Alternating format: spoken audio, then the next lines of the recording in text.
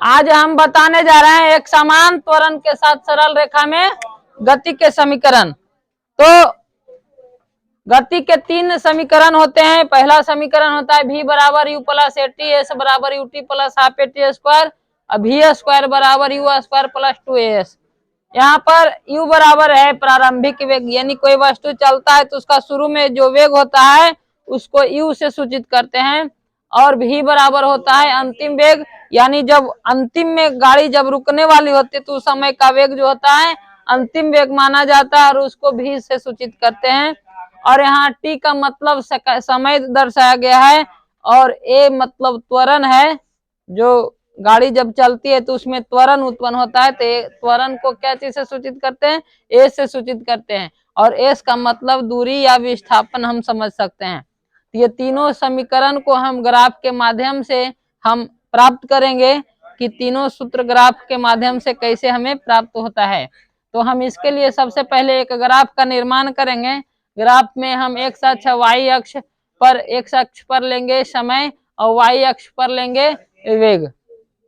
यहाँ पर है देखो, गाड़ी समय जो है o पर o यानी 0 है यहाँ समय, और यहाँ पर समय जो है d पर समय t हो गया, t यहाँ दर्शाया हुआ है। तो यहाँ पर समय 0 और d पर समय क्या है? t सेकेंड बीत जाता है। t सेकेंड की जगह पर कोई भी मान आ सकता है, तो t सेकेंड ही केवल लिखा हुआ है। और ऊपर देखते हैं o से a तक की जो वेग है, वो जो प्रारंभिक यहाँ से वस्तु चलना शुरू करती है, कहाँ से? ए बिंदु से। ए बिंदु से वस्तु चलना शुरू करती है, तो इसलिए ए बिंदु पर का वेग जो है यू है। प्रारंभिक वेग चुकी है, इसलिए प्रारंभिक वेग को क्या चीज से मानना है? यू मानना है। तो प्रारंभिक वेग क्या है? यू है। और ये यहाँ पर ई बिंदु पर आने के बाद वस्तु का वेग क्या हो जाता है? भी हो जाता है। भी ई बिंदु पर आने के बाद वस्तु का वेग भी हो जाता है, इसलिए ई बिंदु पर का वेग क्या है? भी है।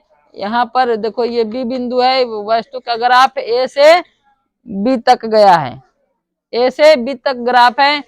ग्राफ में हम यहाँ देख सकते हैं जितना बड़ा ओ ए है उतने बड़ा डीसी है, जितना बड़ा ओ ई है उतने बड़ा डीबी है, और जितना बड़ा ए ई है उतने बड़ा बीसी है। यह ग्राफ में अब यहाँ पर माना कि कोई वस्तु एक सरल रेखा में एक समान त्वरण a के साथ चलती है, जिसका वेग समय ग्राफ खींचा गया है। ग्राफ के बिंदु ए तथा बिंदु बी क्रमशः समय 0, बिंदु ए जो है समय 0 दर्शा रहा है, और बिंदु बी जो है समय t दर्शा रहा है। समय यहाँ देखो b जो है इसके सामने, इसलिए d पर है। b बिंदु किसके सामने है? d के सामने, इसलिए b बिंदु पर का टाइम जो है t है, t को व्यक्त करता है। इसलिए t बराबर 0 में वस्तु का वेग u बराबर जो है u है। t बराबर 0 में वस्तु का वेग u है, जो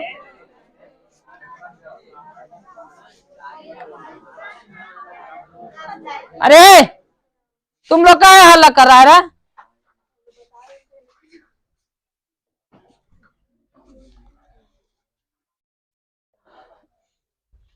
ग्राफ के बिंदु ए तथा बी क्रमशः ओ तथा टी को व्यक्त करता है।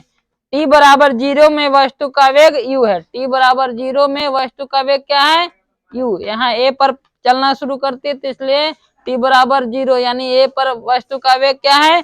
यू है, जो ओडी से दर्शाया गया है। ओ जो क्या चीज से दर्शाया गया है? ओ नहीं, जो ओए से दर्शाया गया है। क्या चीज से?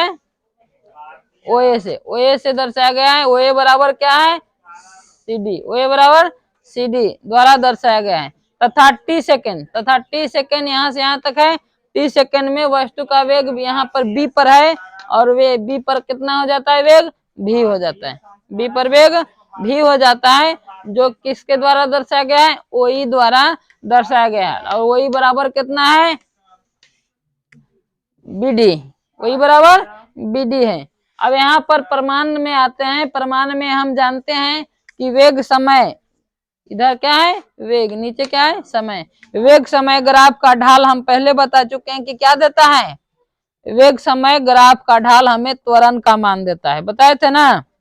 वेग समय ग्राफ का ढाल त्वरण का मान देती है, यानी ढाल बराबर होगा लंब बटा आधार, लंब बटा आधार। यहाँ लंब, यहाँ एक त्रिभुज बन रहा है, ये क्या है ABC, एक त्रिभुज है। त्रिभुज में लंब कौन है BC, लंब कौन है BC, लंब मने ऊंचाई, लंब मने ऊंचाई कौन है BC, अब आधार कौन है AC।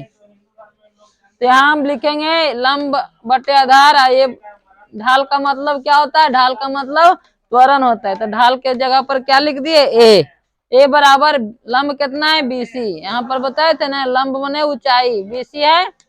अब आधार, आधार कितना है, आधार ये है AC, आधार है AC। हम लिखे ए बराबर BC बटा AC बराबर, BC को हम किस प्रकार से लिख सकते हैं, BC कौन है BC ही है, BC ये है। BC को हम लिख सकते हैं BD माइनस DC। तो हम BC को हम लिख सकते हैं BD माइनस DC या CD जो भी कहो।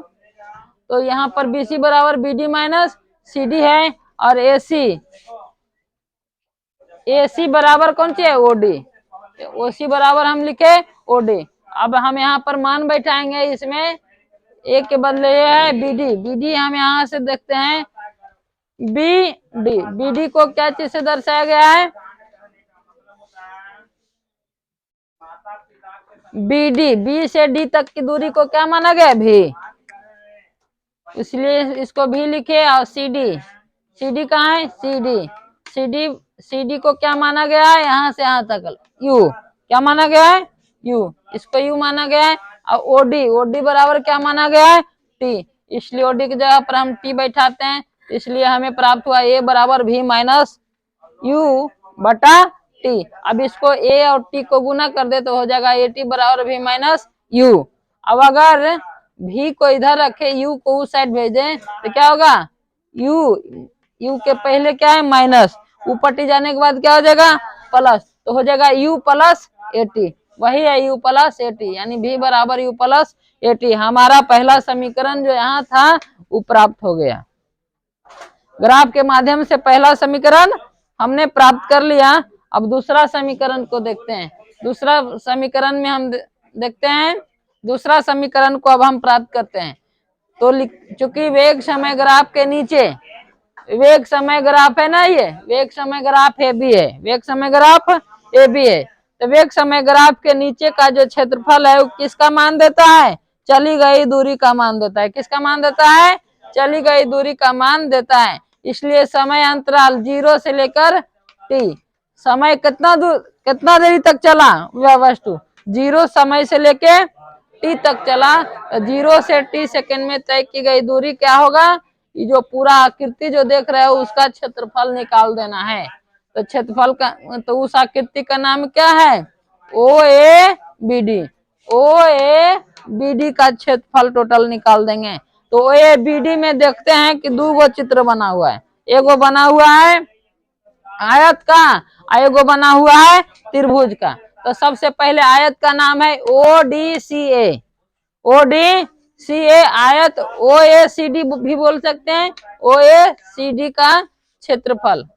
तो दो चित्र है, पहला चित्र है एक आयत और दूसरा चित्र है एक त्रिभुज। तो हम लिखेंगे आयत OACD का क्षेत्रफल जोड़ त्रिभुज ABC का क्षेत्रफल। तो आयत का क्षेत्रफल क्या होता है हम लोग जानते हैं, आयत का क्षेत्रफल होता है लंबाई गुने चौड़ाई। तो लंबाई गुने चौड़ाई, यहाँ लंबाई है OA और चौड़ाई है OD। तो हम लिखे OA गुने OD। और चूंकि यहाँ दो जोड़ है, यहाँ जोड़ का चिन्ह दिया। त्रिभुज का क्षेत्रफल क्या होता है 1/2 गुने आधार गुने ऊंचाई, 1/2 आधार हमारा हो गया AC, आधार क्या हो गया AC, और ऊंचाई कौन सी हो गया BC या CB लिख सकते हैं। आगे अभी देखते हैं जो लिखा हुआ है ओ ए गुने ओडी, ओ ए गुने ओडी फिर से लिखा हुआ है, 1/2 लिखा हुआ है, ओ एसी की जगह पर क्या लिखा गया है? ओडी। वो एसी की जगह पर क्या लिखा गया है? ओडी। देखते हैं ओसी की जगह पर क्या लिखा गया है? एसी। एसी की जगह पर क्या लिखा गया? ओडी। तो चूंकि हम देख रहे हैं कि एसी बराबर जितना बड़ा है उतने बड़ा ओडी है, इसलिए हम लिख दिए एसी की जगह पर ओडी। और सीबी, सीबी के बदले सीबी यहाँ लिखा हुआ है, लेकिन यहाँ पर एक चीज हुआ है, क्या हुआ है? नीचे भी एसी से गुना हुआ है और ऊपर भी एसी से गुना हुआ है। तो नीचे और ऊपर एक ही अंक से गुना, अगर ये अभी हम काट दे तो फिर से क्या बचेगा? सीबी। इसलिए ऊपर भी गुना कर दे और नीचे भी वही अंक लिख दे, ऊपर गुना कर दे नीचे उससे भागा कर दे तो कोई प्रभाव नहीं पड़ता। इसलिए हम यहाँ पर लिख दिए एसी बटा एसी, कोई दिक्कत नहीं है। अब फिर से यहाँ देखते हैं ओ ए गुने ओडी बड़ा प्लस यहाँ पर 1/2 ओडी के बदले ओडी। अब देखो यहाँ पर क्या हुआ है? सीबी को सीबी है, सीबी बटा एसी, और एसी को यहाँ एक बार ओडी लिखा गया है, एसी, एसी बराबर ओडी। तो इसलिए एसी, ये एसी के बदले क्या लिखा है यहाँ? ओडी। अब हम देखते हैं ओडी और ओडी कै गो हो गया? 2 गो हो गया। ओडी ओडी 2 गो हो गया। हम यहाँ पर जो ऊपर में लिखल था फिर से यहाँ वही है, ओ ए गुने ओडी प्लस 1/2 के बदले 1/2 और गुने ओडी, ओडी के स्क्वायर हो गया, ओडी ओडी स्क्वायर हो गया, और सीबी बटा एसी, सीबी बटा एसी है ना। सीबी या बीसी एक ही चीज है, बटा एसी। अब हम यहाँ देखते हैं, अब चित्र से देखते हैं कि ओ ए को क्या माने हैं? ओ ए को यू माने हैं, ओ ए बराबर यू। ओडी को क्या माने हैं? टी। अब 1/2 के बदले 1/2। और देखो बीसी बटा एसी, यहाँ पर देखते हैं बीसी बटा एसी को क्या माने हैं? ए माने हैं। और ओडी को क्या माने हैं? ओडी को टी, ओडी स्क्वायर है ना यहाँ, तो क्या होगा? T square. अब इसको बढ़िया से हम मिला दे तो क्या प्राप्त होगा?